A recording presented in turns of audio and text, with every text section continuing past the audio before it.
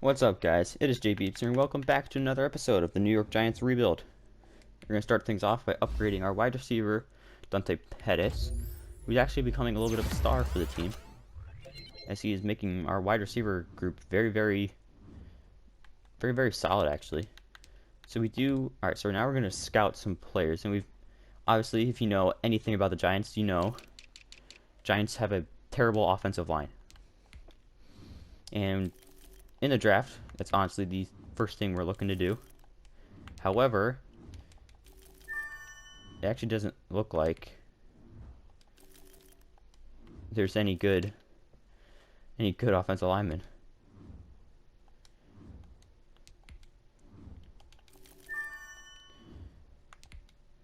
Which is a issue, because this team needs offensive linemen. I'm sorry, but I can't understand you wanting to select any other position group to upgrade, just with this team and the state this team is in. So hopefully we can win this game against the Cowboys. Surprisingly, our first win came against the 49ers, which I have injuries turned off, so this should just be their base. We beat the Cowboys. This team is so confusing because they're amazing, but so bad at the same exact time. Alright, yeah, so we're not going to get anything from there. Let's look at centers.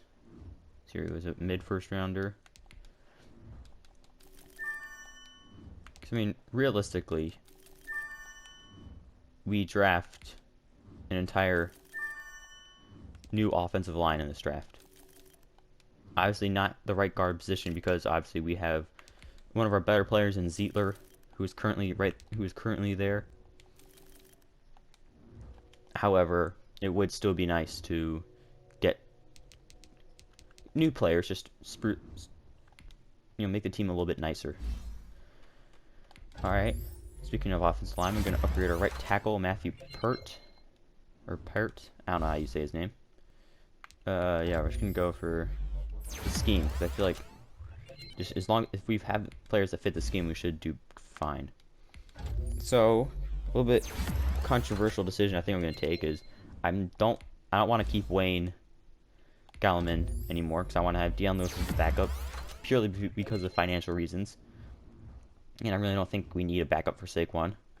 So I'm actually going to put Gallman on the trade block, see what offers we can get for him.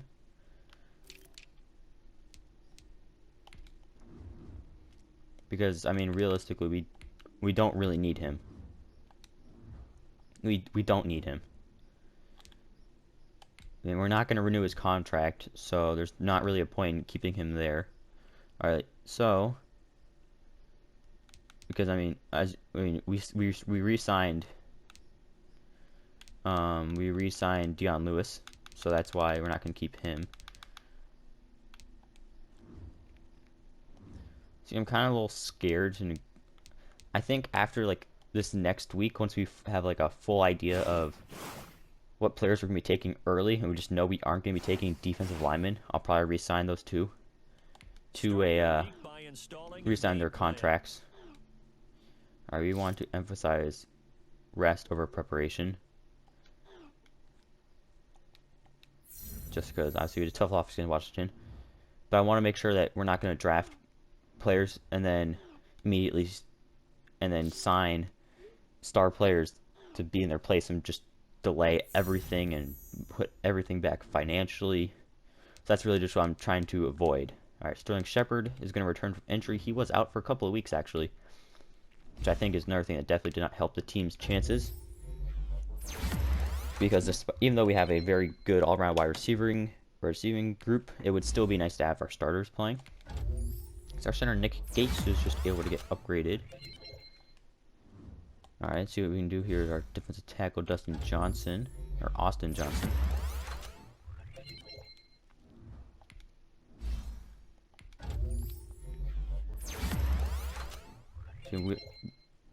The team, I mean, I chose the strategist build. Like, I don't even have the increased XP per week upgrade yet. I think I'm gonna get it now. But I mean, team's progressing. I mean, we're already up to an 80 overall. Yeah, I want to get this upgrade. So how much does that leave me with? 1250. I don't think. Oh, O-line. Oh, never mind. Same numbers, different order. Big difference. Alright, so scouting those college players. So is it him? That's the early first rounder. Yep. So there's Hugh Boss, the potential next great. I actually think we'll. Yeah, so he's not going to be that good. I don't think any of these other guys were early first rounders. I think they're all mid or Calvin Duvall. You know, I don't want to take him because I mean we already have a good defensive line. So the offensive line is actually a little not that promising. So we'll look at QBs. Because as great as Danny Dimes is, if we can find a nice solid backup for him, which I don't think we're gonna do, but we're just gonna draft all these quarterbacks anyway, just because. I mean, even if down the road it just helps to have this information about the players. Yeah. All right, so if we're taking a QB, it has to be the first round because the rest of the QBs are not good. But we're already halfway to our win goal because I only decided to go for 4 because I don't think we'll finish 7-9. I think we'll probably be like 5-11. Okay, so we won against the Eagles. How are the Buccaneers 2-5? We'll have to check the injury report. Brady must be hurt. Good. Just got a bunch of XP for the O-line. Yeah, they have Dante David. Now let's disregard him.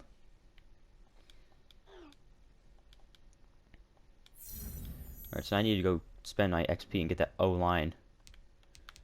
Get me that offensive line increased. Another thing with drafting a bunch of offensive linemen is just the fact that it opens up more avenues for us as far as youth goes. Like if these players are progressing much quicker than normal, then it won't really matter how good they start off as because they'll just continue to evolve. And thankfully, Blake Martinez is now increasing. He's a very solid player and a very important player for the offense or defense. And if Blake Martinez can play offense and defense, I wouldn't mind.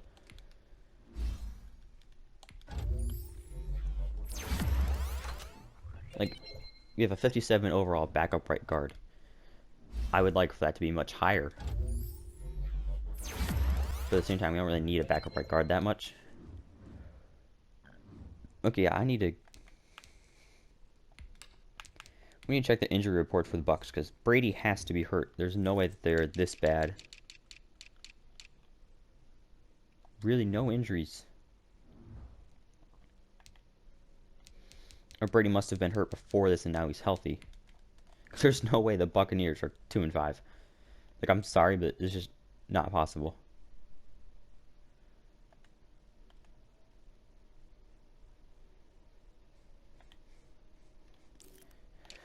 Let's look at the linebacking core. Look at those. Look at some third-round picks.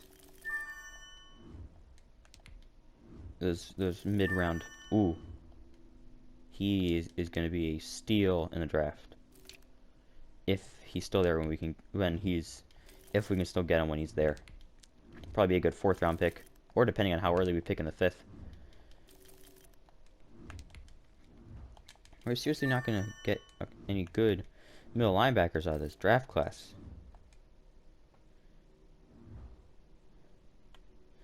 Alright, so obviously we're not going to be taking any defensive linemen in the first couple of rounds. We'll just start negotiating these contracts. We'll just give them the base offer. Alright, keep Williams, and let's see what Tomlinson wants. I mean, we still got plenty of cap room. Contract length works, but that's about it. Okay. Okay, fair enough. I'm not expecting us to get our doors blown off. Because Buccaneers should just slam us to the ground. Yeah, I lost. Expected. That was expected. Yep. I know. X Factor D end. Yeah, Chase Young. Yeah, we gotta disregard him because I mean, offensive line is just not there.